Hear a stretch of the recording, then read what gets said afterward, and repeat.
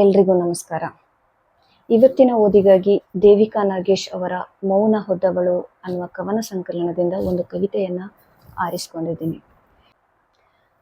ನಾನು ಮತ್ತು ದೇವಿಕಾ ನಾಗೇಶ್ ಅವರು ಒಂದೇ ರೀತಿಯ ಪರಿಸರದಲ್ಲಿ ಹುಟ್ಟಿ ಬೆಳೆದಿರೋದ್ರಿಂದಾಗಿ ಮತ್ತು ಅವರು ನೋಡಿದ ಊರು ಕೇರಿಗಳನ್ನೇ ನಾನು ನನ್ನ ದೃಷ್ಟಿಯಿಂದಲೂ ನನ್ನ ಕಣ್ಣಿನಿಂದಲೂ ನೋಡಿರೋದ್ರಿಂದಾಗಿ ಈ ಕವನ ಸಂಕಲನದಲ್ಲಿರುವಂತಹ ಎಲ್ಲ ಕವಿತೆಗಳು ನನಗೆ ತುಂಬಾ ತಾಕಿವೆ.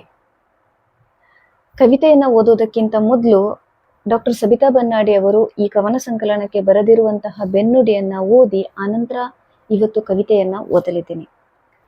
ಬಾಲ್ಯದ ಹೊರಲೋಕ ಮತ್ತು ಗೃಹಿಣಿತ್ವದ ಒಳಲೋಕ ಹೆಣ್ಣು ಮಕ್ಕಳನ್ನು ಸದಾ ಆವರಿಸಿರುತ್ತದೆ. ಬಾಲ್ಯದ ಅನುಭವವು ಹೆಣ್ಣು ಮಕ್ಕಳ ಕವಿತೆಗಳಲ್ಲಿ ನೇರವಾಗಿ ಕಾಣುವುದಿಲ್ಲ.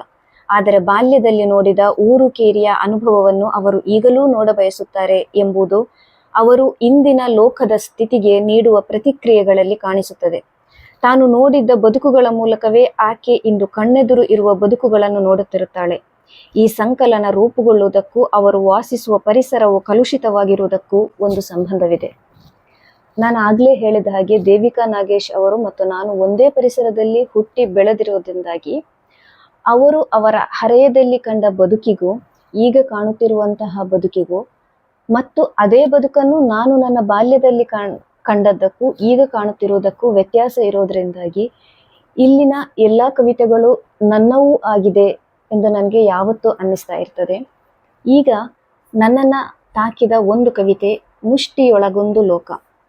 ಎಂತಿದು ಎಂಥದು ಸುರುಳಿ ಸುತ್ತುವ ರಾಗ ವಿಕಾರದಲ್ಲಿ ಮಿಥ್ಯೆಗಳ ನಡುವೆ ಸತ್ಯವನ್ನು ಛೇದಿಸಿ ಮೇಲೆ ಕೆಳಗೆ ಕೆಳಗೆ ಮೇಲೆ ಮಗ್ಗಿ ಬೋಧಿಸಿ ಬಡಿದಷ್ಟು ಪೆಟ್ಟು ಜಡಿದಷ್ಟು ಮೊಳೆಗೆ ಬವಳಿ ಬಂದಾಗೆಲ್ಲ ಸಮರಸದ ಕರುಳು ಬಳ್ಳಿ ಜೋತು ಜೋಗುಳದಲ್ಲಿ ಜೀಕಿ ಉರುಳಿ ನರಳಿ ಅತ್ತು ಹಗುರಾಗಿ ಮಗ್ಗಲು ಬದಲಿಸಿದಂತೆಲ್ಲ ಅಪಸ್ವರದ ನೇಸರ ನುಗ್ಗಿ ನೂರ್ಮಡಿಸಿ ಸಪ್ತಸ್ವರ ವಿಲಾಪಕ್ಕೆ ಆಣೆಪಟ್ಟು ಜಾಣಪೆಟ್ಟು ತಪ್ಪಿಸುವ ಈ ಲಯ ಆಕ್ರಂದನವ ಕಲಕಿ ನೀರಲ್ಲಿ ಅದ್ದಿ ಅನುನಯದಿ ಮೀಟಿದರೆ ಏಕೋ ಚಿತ್ತಾಗಿದೆ, ಮುಕ್ಕಾಗಿದೆ, ಮಾತು ಮರೆತ ವಿರಾಗದಿ ಈಗ ಮೌನ ಹೊದ್ದಾಗಿದೆ.